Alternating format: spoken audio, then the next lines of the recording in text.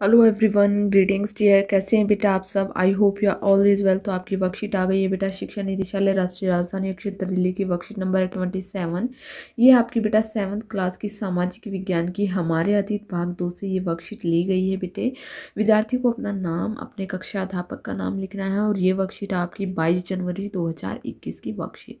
तो वर्कशीट शुरू करने से पहले बेटा एक बार आप जाकर रेड बटन यानी कि सब्सक्राइब का बटन जरूर दबाएं ताकि आपको आने वाली नोटिफिकेशन और वर्कशीट टाइम से मिलती रहे।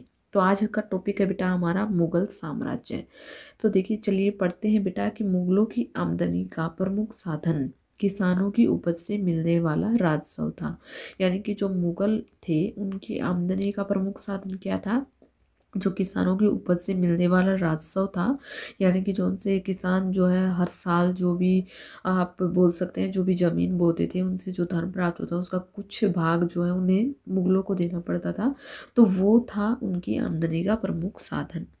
आगे देखिए आगे क्या दिया गया है बेटा कि अधिकतर स्थानों पर किसान जो थे वो ग्रामीण कुलीनों यानी कि मुखिया या स्थानीय सरदारों के माध्यम से जो है राजस्व देते थे। जो है जमींदार थे जो वो इनसे राजस्व लेते थे। जो बड़े जमींदार थे वो छोटे किसानों से लेते थे।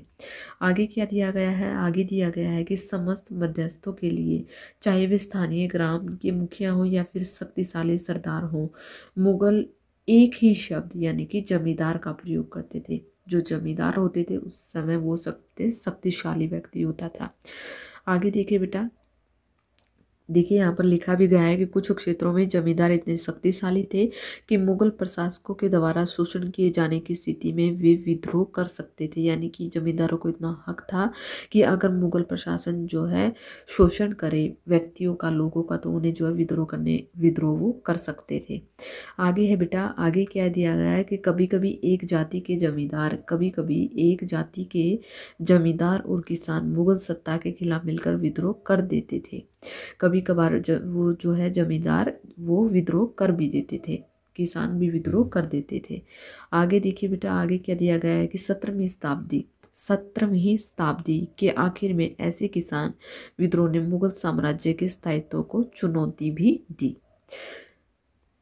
इसके अलावा देखिए बेटा क्या दिया गया है कि अकबर के राजस्व मंत्री टोडरमल ने 10 साल यानी कि 1570 से 1580 की कालावधि के लिए कृषि की पैदावार, कीमतों और कृषि भूमि का सावधानी पूर्वक सर्वेक्षण किया। किसने बेटा? टोडरमल ने। राजस्व मंत्री कौन था? टोडरमल। आगे है बेटा देखिए, ये प्राप्त आंकड़ों के आधार पर प्रत्येक फसल पर नगद के रूप में राजस्व निश्चित कर दिया गया था कि उन्हें जो है प्रत्येक फसल पर चाहे फसल हो या ना हो उन्हें इतना राजस्व देना ही पड़ेगा। आगे देखिए क्या दिया गया है। आगे है जो है प्रत्येक सूबे को राज्य, देखिए प्रत्येक सूबे यानी कि प्रांत को राजस्व मंडलों में बांटा गया। प्रत्येक की हर फसल के लिए राजस्व दर की अलग अलग सूची बनाई गई। राजस्व प्राप्त करने की इस व्यवस्था को क्या कहा जाता है बेटा? जब्त।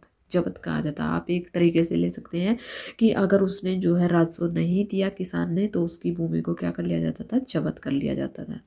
जब्त व्यवस्था उन स्थानों पर प्रचलित थी जहां पर मुगल प्रशासनिक अधिकारी भूमि का निरीक्षण करते थे और सावधानी पूर्वक जो उनका हिसाब रख लेते थे। ऐसा निरीक्षण गुजरात में, बंगाल में जैसे प्रांतों में संभव नहीं हो पाया था।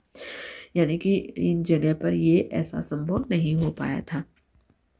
आगे देखिए बेटा क्या दिया गया है कि शाहजहाँ के काल का एक लघु चित्र है। देखिए ये रहा शाहजहाँ के काल का एक लघु चित्र है जिसमें देखिए ये यहाँ पर जो है किसको, जमींदार को या जो है मुगल साम्राज्य के किसी अधिकारी को क्या दे रहा है? राजस्व दे रहा है। क्या दे रहा है बेटा?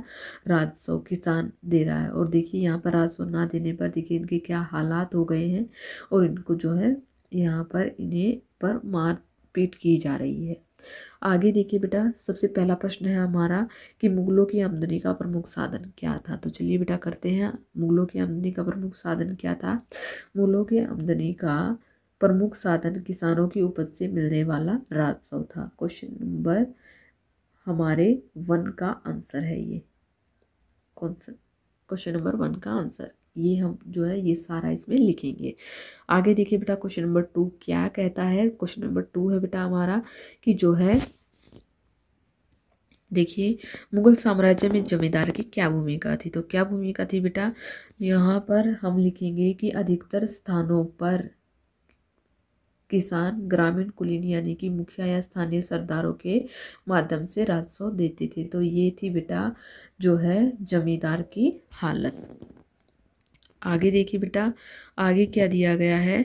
आगे दिया गया है कि जो है क्वेश्चन नंबर 3 है हमारा कि जो है अकबर के राजस्व मंत्री का क्या नाम था। तो अकबर के राजस्व मंत्री का क्या नाम था, हमने ऊपर पढ़ा था बेटा। अकबर के राजस्व मंत्री का नाम था टोडरमल। यहाँ पर हम लिखेंगे अकबर के राजस्व मंत्री का नाम था टोडरमल। आगे देखिए बेटा क्वेश्चन नंबर 4 क्या दिया गया है। क्वेश्चन नंबर 4 है जब्त शब्द से आप क्या समझते हैं। तो जब्त शब्द से यहाँ पर हम लिखेंगे क्वेश्चन नंबर 4 का आंसर अपना कि प्रत्येक सूबे या प्रांत को राजस्व मंडलों में बांटा गया और प्रत्येक की हर फसल के लिए राजस्व दर की अलग अलग सूची बनाई गई। राजस्व प्राप्त करने की इस व्यवस्था को क्या कहा जाता है, जब्त कहा जाता है। ये हमारा हो गया बेटा क्वेश्चन नंबर 4 का आंसर। आगे क्या है बेटा क्वेश्चन नंबर 5, जब्त व्यवस्था कहाँ अधिक प्रचलित थी।